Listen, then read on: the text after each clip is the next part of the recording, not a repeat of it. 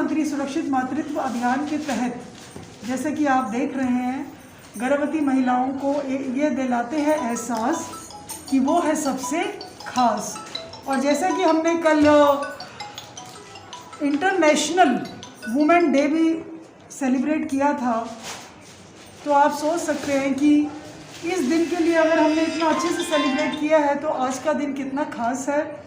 माननीय प्रधानमंत्री जी ने 9 तारीख इसलिए चुनी थी क्योंकि वो 9 महीने हर माँ के लिए होते हैं खास। वो 9 महीने का 9 पल भी मैं ये बोलूँगी कि वो बहुत खास होते हैं। और मैं सभी गर्भवती महिलाओं से रिक्वेस्ट करूँगी, अपील करूँगी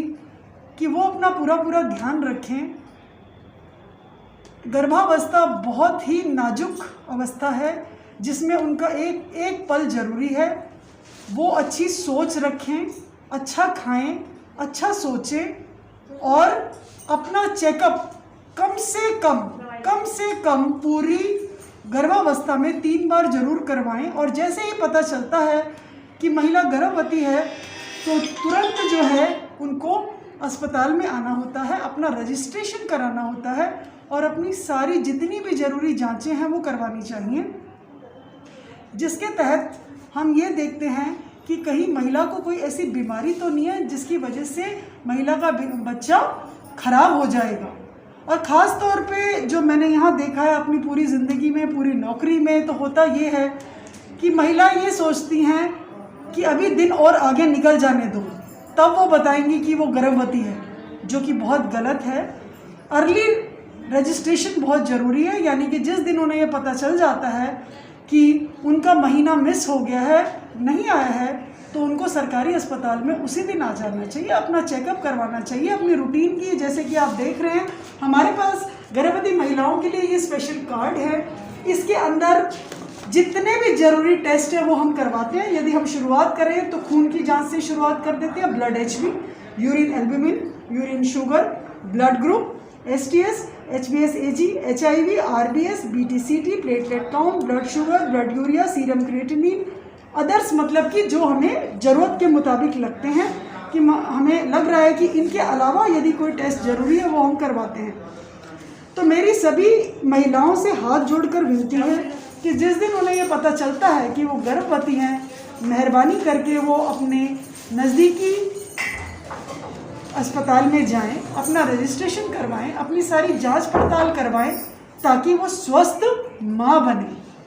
क्योंकि बड़े दुख की बात होती है कि यदि उसका बच्चा किसी भी माँ का ख़राब हो जाता है, अगर वो ये सारी जांच करवा लें। अगर मैं विदेशों की बात करती हूँ तो विदेश में क्या होता है, विदेश में क्या होता है कि जब शादी की जाती है तो जिसकी भी शादी होती है, मतलब कि लड़का और लड़की की, ऑफकोर्स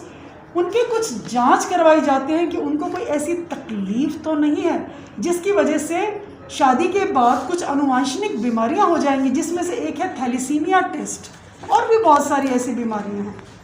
लेकिन हिंदुस्तान में यूजुअली आप देखते होंगे कि क्या फैक्टर्स रहते हैं, अमीरी, गरीबी, जात पात, यहाँ तक कि हरियाणा की बेटी राजस्थान नहीं जाएगी, राजस्थान की जो है हरियाणा में नहीं आएगी, और भी बहुत कुछ। मान लीजिए डॉक्टर है तो डॉक्टर की शादी डॉक्टर से होगी, इंजीनियर है तो इंजीनियर, ये और भी बहुत कुछ। लेकिन होना क्या चाहिए था, जो कि विदेशों में होता है, कि जब हम किसी भी बच्ची की शादी कर रहे हैं तो लड़का और लड़की के हमें ज़रूरी सारे टेस्ट करवाने चाहिए, जिससे कि वो बहुत सारी ऐसी बीमारियां हैं जो हमें पता चल जाए कि यदि इन दोनों की शादी होती। अब आज ही की बात कर लेते हैं, अगर हमारे पास बहुत सारी ऐसे मरीज आए हैं जिनके पहले बच्चे खराब हो चुके हैं। ऐसी नौबत क्यों आई? जैसे ही ऐसा हुआ था कि वो गर्भवती हुई, उनको यहाँ आना चाहिए था। और इसके लिए हमने अपनी आशा वर्कर्स, अपनी ANMs लगाई हुई हैं। आशा तो कम्युनिटी के बिल्कुल क्लोज हैं। आशा को पता होता है कि कौन कौन हैं जो उनके इलाके में गर्भवती हैं। आशास को भी हम ट्रेनिंग में कह रहे हैं, मीटिंग में कह रहे हैं कि अपने रजिस्टर मेंटेन करिए। जो भी आपके इलाके में गर्भवती है तुरंत सरकारी अस्पताल में लेके आएँ, ताकि हम ये सारी जो है सुविधाएं दें। और अब तो इतनी ज़्यादा सुविधाएं हो रही हैं जिसके कोई मतलब, मेरे पास तो शब्द नहीं है। मेरी जो नौकरी है वो 22 साल की हो चुकी है। 22 साल पहले तो इतनी सुविधा नहीं थी, बहुत सारी सुविधाएं। तो हम सबको ये सोचना है कि कैसे हम प्रधानमंत्री जी के इस प्रोग्राम में अपना सहयोग दें बढ़ चढ़ कर पार्टिसिपेट करें, डॉक्टर्स भी, पेशेंट्स भी, आशा वर्कर्स, एएनएम, क्योंकि कोई भी प्रोग्राम तभी सक्सेसफुल होगा जब हम सारे मिलकर उसमें अपना अपना कंट्रीब्यूशन देंगे। आज महीने की 9 तारीख है और जैसे कि हमारे प्रधानमंत्री द्वारा शुरू किया गया था जो अभियान, वो हमारी जितनी भी प्रेग्नेंट फीमेल्स हैं उनको नज़र में रखते हुए ये प्रोग्राम शुरू किया गया था, जिसके तहत हमारा मेन जो कंसर्न होता है कि प्रेग्नेंट फीमेल्स हमारे पास हॉस्पिटल में पहुँचे, वो 9 महीने में हर बार हमें नहीं आके दिखा सकती हैं, तो कम से कम महीने की 9 तारीख को वो हमें आके दिखाएं, अपनी ज़रूरी जाँचें हमारे पास करवाएँ, और यही सब मद्देनज़र रखते हुए ये प्रोग्राम शुरू किया गया था। इस प्रोग्राम के तहत हॉस्पिटल में उस दिन ये सुनिश्चित किया जाता है कि सभी तरह की जो दवाइयाँ, जितने भी ज़रूरी इलाज, जितनी भी ज़रूरी खून की जांचें हैं जो हम नॉर्मल डेज़ पे नहीं प्रोवाइड कर पाते हैं फीमेल्स को, वो उस दिन हम मैक्सिमम वहाँ पे प्रोवाइड की जाए।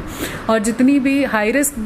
प्रेग्नेंट फीमेल्स होती हैं, हाई रिस्क मतलब जिनमें कोई बीमारी, बीपी की कोई बीमारी है या शुगर की कोई बीमारी है, किसी के जुड़वा बच्चे हैं या पहला बच्चा किसी का ऑपरेशन से हुआ है या बच्चे ख़राब हो रहे हैं, इस तरह की अन्य जितनी भी बीमारियाँ उस दिन वो हम कैच करके और कोशिश करते हैं कि उनको अपने पास रजिस्टर करें और अपने पास ही डिलीवरी तक उनका इलाज हमारे पास कॉन्टिन्यूस चले।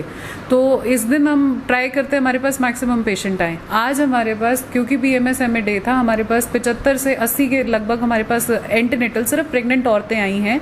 जिनमें से उनकी सारी खून की जांचें, जैसे कि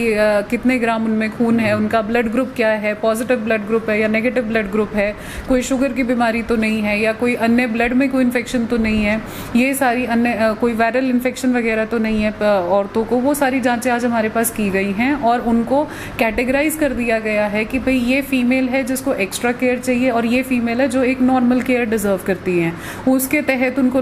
लाइन लिस्टिंग करके उनके पूरे रिकॉर्ड्स मेंटेन कर लिए गए हैं, सो दैट अगर कई बार ऐसा होता है कि अब क्योंकि लावनी का समय शुरू होने वाला है तो औरतें कटाई के टाइम पे हमारे पास हॉस्पिटल में नहीं पहुंच पाती हैं, तो उनके फ़ोन नंबर्स हमने कॉन्टैक्ट्स अपने पास रख लिए हैं कि ताकि आशा वर्कर लाइन लिस्टिंग दे के ANM वगैरह जो हमारे MPHW हैं वो घर घर जाके उनको ज़रूरी सुविधाएं पहुंचाई जाएं, और अगर वो घर पे जैसे कोई कॉम्प्लिकेशन उनको नज़र आ रही है तो उनको वहां से कैच करके वो हमारे पास आगे पूरे महीने फॉलोअप पे रखें। तो ये हमारी पूरी कोशिश होती है 9 तारीख को कि हमारे से कोई भी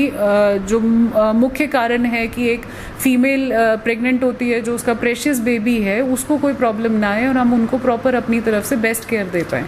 ये सब मद्देनज़र रखते हुए आज 9 तारीख हमने अच्छे से अपने हॉस्पिटल में मनाई है। मदर का और बेबी का दोनों का ब्लड ग्रुप सेम है तो हमें कोई स्पेशल सावधानियां नहीं बरतनी पड़ती हैं। उसमें हमें ज़्यादा ध्यान तब देना पड़ता है जब mother negative RH negative factor रख रही हैं और बच्चा अगर उनका पॉजिटिव हो जाए। तो अगर बच्चा पॉजिटिव होता है 9 महीने में प्रेगनेंसी के टाइम पे अगर मदर को कोई ब्लीडिंग नहीं हो रही है, वो बिल्कुल ठीक ठाक उसकी प्रेगनेंसी चल रही है, तो डिलीवरी के बाद हम बच्चे का ब्लड टेस्ट करवाते हैं और अगर बच्चा ब्लड पॉजिटिव निकलता है तो एक RH एंटीजन का इंजेक्शन लगाया जाता है, एंटी-D जिसको हम बोलते हैं, वो हमारे पास यहाँ हॉस्पिटल में उपलब्ध होता है। वो इंजेक्शन हमें उनको 24 घंटे के अंदर अंदर देना होता है ताकि अगले बच्चे में उनको कोई दिक्कत ना आए, क्योंकि अगर महिलाएं वो इंजेक्शन नहीं लगवाती हैं तो नेक्स्ट बेबी कंसीव करने में हमारे शरीर में खुद ही ऐसे कीटाणु पैदा होने शुरू हो जाते हैं जो अगले आने वाले बच्चे को ख़त्म करना शुरू कर देते हैं, वो अंदर खाना शुरू कर देते हैं। तो इसलिए वो इंजेक्शन उन महिलाओं के लिए बहुत ज़रूरी है जिनका ब्लड ग्रुप नेगेटिव है।